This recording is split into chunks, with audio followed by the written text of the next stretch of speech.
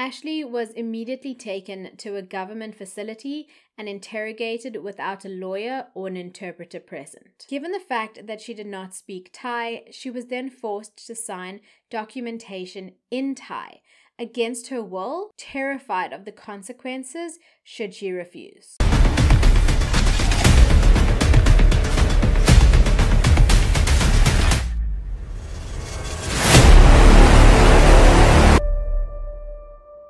Hello and welcome to a very different episode of Makeup and Mayhem, True Crime with me, your host, Monsoon. I'm deviating from my usual content to raise awareness about a case that is currently making headlines in South Africa. What started off as an adventure soon turned into a nightmare for one young South African woman in Thailand. Unlike many of the cases I've covered in the past, this one is ongoing and you can play a major role in helping. So I came about this case through a Facebook post that had been shared about a Facebook page concerning the individual. So I decided to personally reach out to the friends and family who are running this Facebook page and offer my help. After communication, they are happy to allow me to share an episode on her story in the hopes of raising more awareness on a worldwide scale. The information in this episode has been shared publicly via the sites and the documents that I have linked in the description box of this video. In some cases, I have changed the names of some of the individuals involved,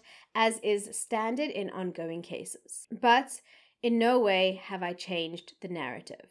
This is Ashley Oosthuizen's story. Ashley Oosthuizen was born in South Africa to Andre and Lynette.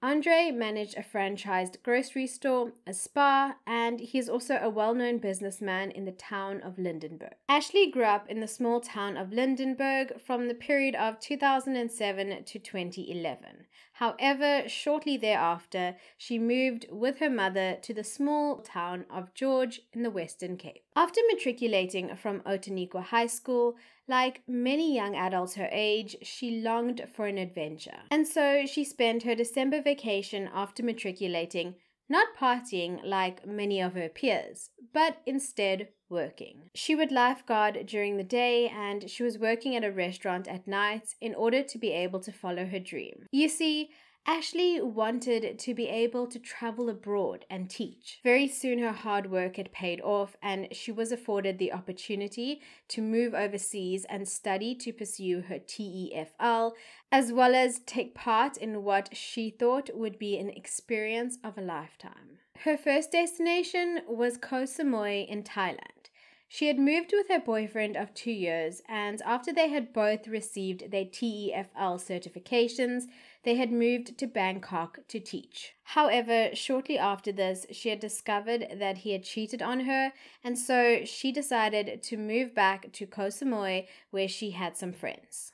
It was here that she had then found occupation as a preschool teacher. Thailand is a surefire favorite holiday destination, and each year it not only attracts many visitors, but also students and people from around the world who are looking for a change of scenery, an adventure. And it was here, in the second largest island of Thailand, Koh Samui, that one such young woman would later meet a man who would forever change her life. Tristan Nettles was a 32-year-old American teacher who was employed at another school on the island, Panyadi International School. He ended up working here from the period of 2017 to 2020. Although on the surface, Tristan seemed like a fun, hard-working, good person, just beneath the facade was a deep secret that he was keeping. As Tristan Nettles had grown up, in his own words, he had had many negative encounters with the law. He had been caught selling drugs repeatedly since he was 12 years old for starters. His behavior would later see him expelled from 5 middle schools and 7 high schools for drug dealing and assault. I mean, that's quite the list. He also did serve time for many of these offenses, including a stint of 56 days whilst he was serving in the Marine Corps Infantry at Quantico, Virginia in 2009. His misdemeanors were not only limited to drug dealing though, as he was also involved in a home invasion later that very year in Mississippi. He later accepted a plea deal in regards to the charge. In the years that followed, he then began to travel. It was later in Micronesia in 2017 he began distributing drugs. And he very soon discovered that this was an incredibly lucrative side hustle. So very soon after officially beginning to work at the Panyadi International School, he began importing drugs from the dark web. This started off in small batches at first to test the waters, so to speak, but it soon increased to kilos each month. These packages would arrive in the mail and they would soon thereafter be collected from the main office, a room full of security cameras, which basically means that every single instance of him picking up these parcels has been caught on footage somewhere. But Tristan wasn't acting alone in his operation. He had a friend, a Russian maths teacher at the very same school. We'll call him S.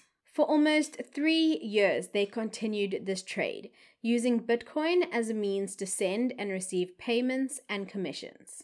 Now, as you may know, Bitcoin and cryptocurrency is the #1 choice for many dark web and illicit deals, due to the inability to track transactions and identities. MDMA, LSD, ecstasy pills, ketamine, and cocaine were just a few of the drugs purchased during Tristan's dark web shopping sessions. And during this time, no one suspected a thing though. Although spending many of his nights at parties moving his product, he never missed work and his teaching was always praised. His students also had the highest IGCSE test scores in the school's history after just his second year of teaching there. He was even given a commendation by the school itself. He was leading the perfect double life, like many of the individuals I have spoken about in previous episodes. And so we're pivoting to 2019. During a Halloween party, Ashley, who was 19, met Tristan, who was 32. At the time, Ashley was working at the Unrak International School, but unfortunately was let go after a fellow teacher had complained about her lack of a 4-year degree. Both women had apparently been in competition for the same job position. So although she loved her job and she loved the children that she was teaching, the environment was not a great one for her and she didn't feel as though she fitted in or belonged. After being left unemployed, Ashley had begun working many odd jobs around the island, from being a nanny, tutor, to even an aerial yoga instructor. I mean, this girl was dedicated to the cause and she was willing to work hard. However, none of these positions guaranteed her a work permit, and without such a permit, she would soon have to return to South Africa. At this point in time, she really felt as though Thailand was her new home, and so she wasn't keen on returning just yet. And that was when who she believed to be her knight in shining armor offered to help. Tristan, her now boyfriend, was planning on opening a new restaurant, and so he told Ashley that he would make her the manager of the new restaurant. It really was a win-win situation. He would have a new manager for his restaurant and she would have a work permit, so she would be able to continue living on the island. And so Hot in the Biscuit was born. Ashley worked incredibly hard in the days leading up to the eventual opening on January 16th, 2020. She worked 6 days per week, waking up at 5:15 in the morning every single day to ensure the shop was opened and running at 7 a.m. as breakfast was the speciality on offer. She soon built up a loyal customer base and everybody loved her, especially her new friend and the chef of the restaurant. Ashley was over the moon. She was dating a great guy and she was living a fun island dream. Her relationship, however, was far from picture perfect, and Tristan was far from the perfect boyfriend, to say the least. In later statements about their first meeting, he would say, "I became infatuated with Ashley for a while and developed a fondness towards her. It was intoxicating being around someone so inexperienced and green behind the gills." Ashley, however, was head over heels in love with him, and she truly believed that they had a long and happy future ahead of them. And on the restaurant front, Ashley was excelling. She made the menu, recipes, costing, and even collaborated with local suppliers. She would even go to weekly community markets like the Green Market. She absolutely loved her job, but her hard work was rewarded with meager remuneration. She was only paid 25,000 baht per month, the equivalent of around 11,000 rand or $775. For all the amount of work she was doing and the hours she was working, this was definitely not the salary that she should have been getting, in my opinion at least. The amount that she was making basically covered her living expenses and day-to-day life, but didn't afford her many, if any, luxuries, and she wasn't even able to buy a new cell phone when her old one had stopped working. So where was Tristan in all of this? Well, about 7 months after the restaurant had opened, in around August of 2020, Tristan had left for Ukraine to study medicine. And as you may all well remember, 2020 was the year of true pandemonium, and with all the restrictions put in place, Tristan decided that it was time that he reboot his illicit affairs. He then decided to resume his trade on the island with the help of his partner S. Remember him? But deliveries could no longer be directed to the school. So, why the change of venue, you may ask? A little while after Tristan had left the island, a package containing 50 grams of MDMA, his package to be precise, was found in the school mailroom, which alerted the CEO of the school that something was going on. It was shortly after this discovery that Tristan was accused by the aforementioned CEO of importing illicit substances. And so, with the venue needing to change, Tristan decided to start using the restaurant. Yes, the very same restaurant that Ashley was running.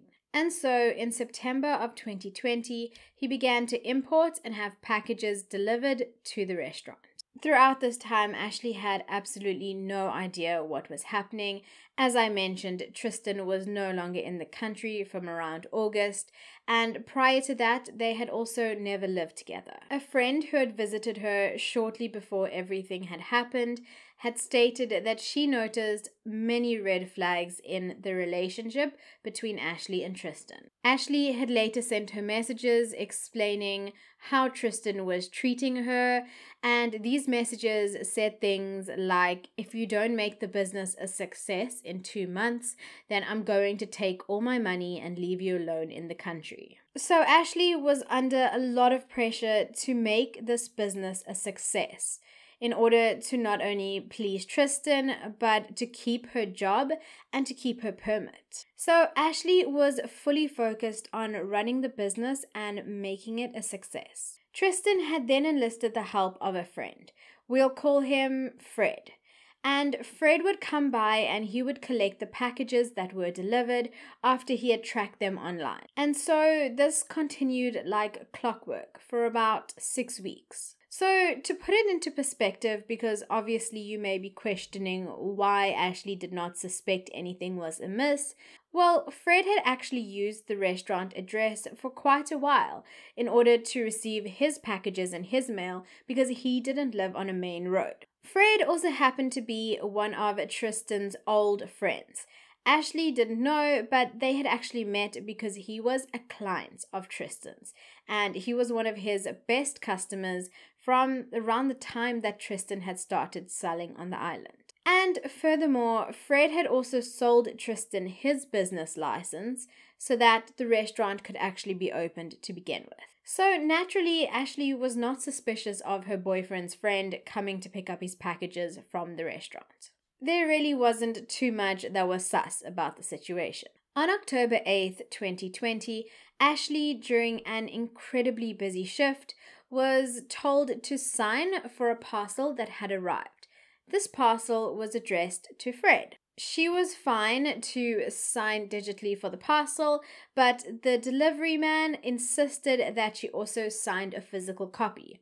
She thought this was strange, but she was super busy, and so she signed the copy, accepted the box, and placed it immediately to the side unopened and continued with her work.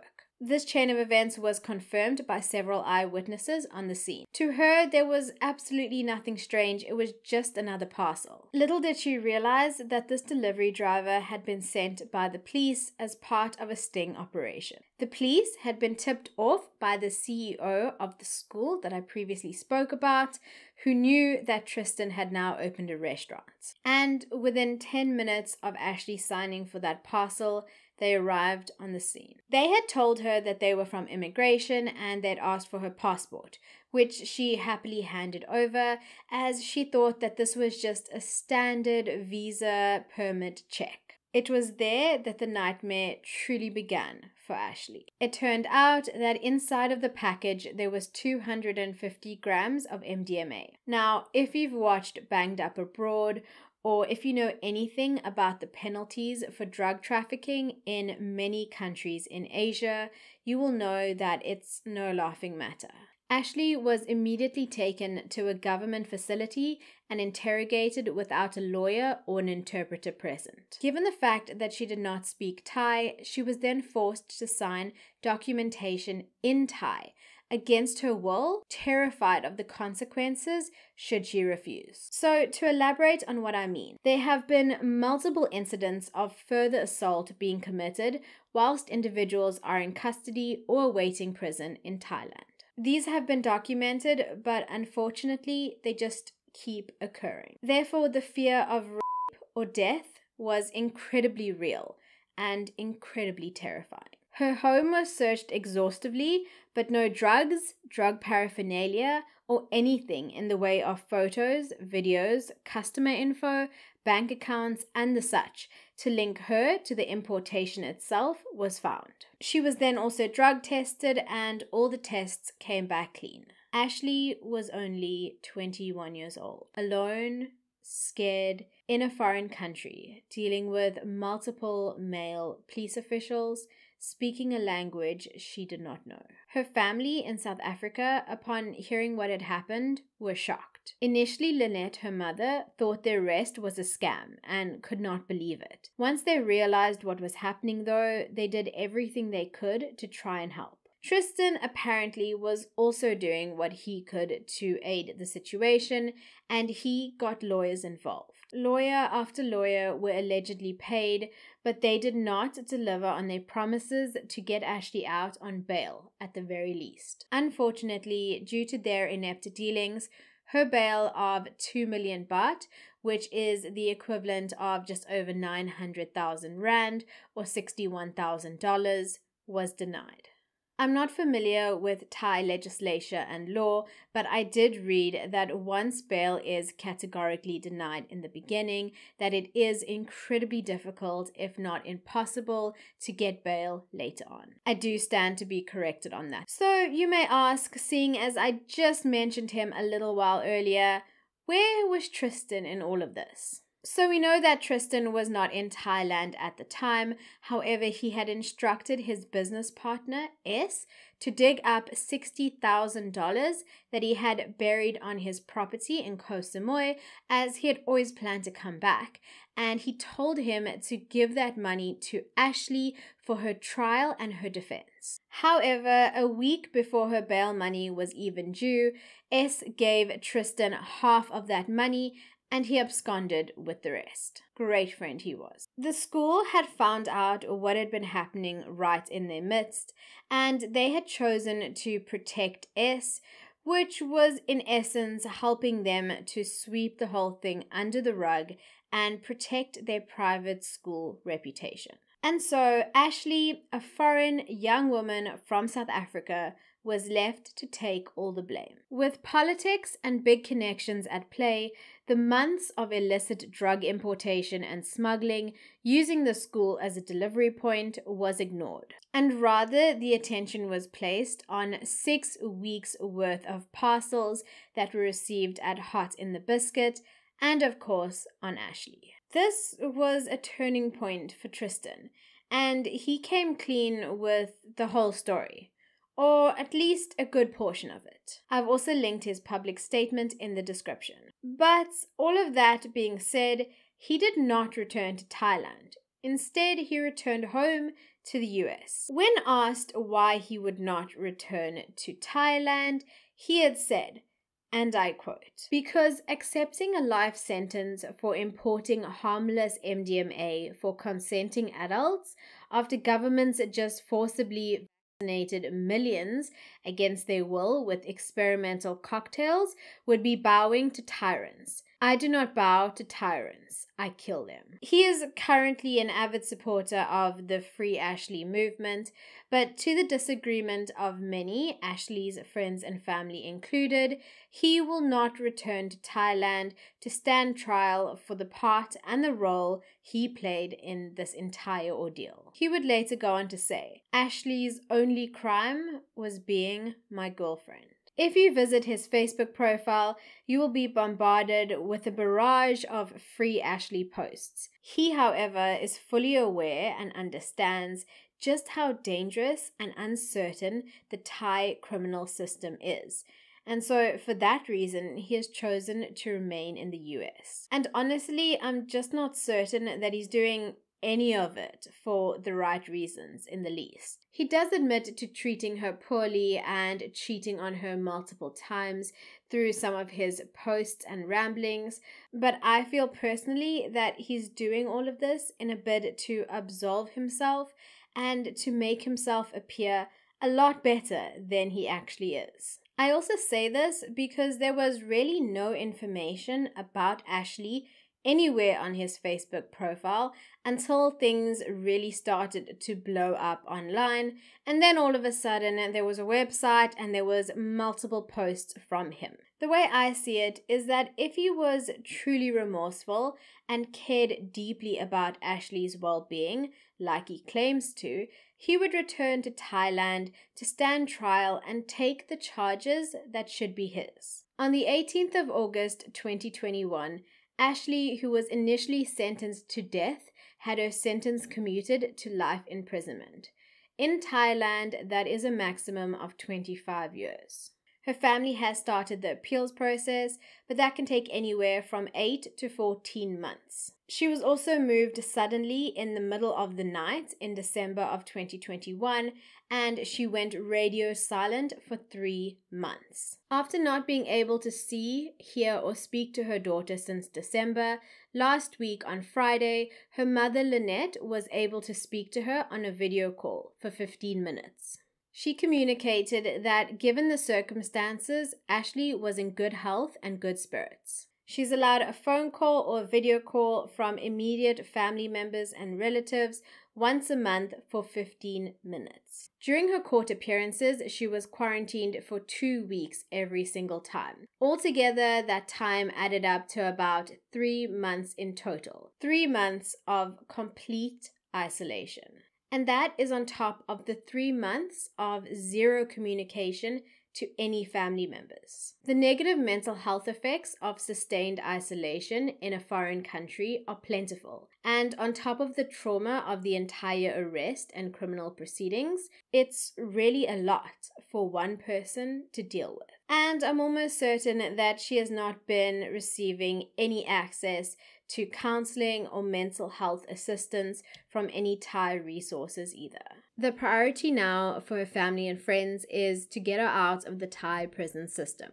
The next step, which as far as I'm aware is underway, is appealing her life sentence, as I previously mentioned. So now with her story being known, how can you help? Well, first and foremost, you can share Ashley's story, whether that is sharing this video or sharing the website that has been started by her family and loved ones, or even joining the Facebook page that has been started to raise awareness, A Voice for Ashley Oosthuizen. I will link all of these that I've just mentioned in the description too. The hope is that by increasing visibility, pressure is put on the Thai government to act fairly and do what is ultimately right. You can also share your own post, video, or images of you holding up a voice for Ashley sign, and these can also be sent via email to Ashley's family and friends, which I will link the email address in the description box. The purpose of that, well, they are going to be compiled into a video, and that is going to be shared with Ashley to show her the many faces of support that are behind her and rooting for her. Given what she is currently facing and the undeniable trauma that has already been caused, this glimpse of hope and support will mean so much to her. At the time of researching and filming, there is no official fundraising link. However, it has been communicated that one of her family members, I think her mother, will be opening a trust fund account, which might be shared later on, in which people can donate towards her legal expenses. However, there is no other fundraiser currently ongoing. I do mention this because there was a previous fundraiser that was shut down, as it was proven that there were no links to any family member, friend, or loved one of Ashley's. I just want to say thank you for taking the time out of your day to listen to Ashley Oosthuizen's story. She has her whole life ahead of her, and I hope through the power of community, social media, and visibility, justice will prevail. Until next time, stay safe, stay blessed, and stay the amazing human beings that I know each and every single one of you are. Bye!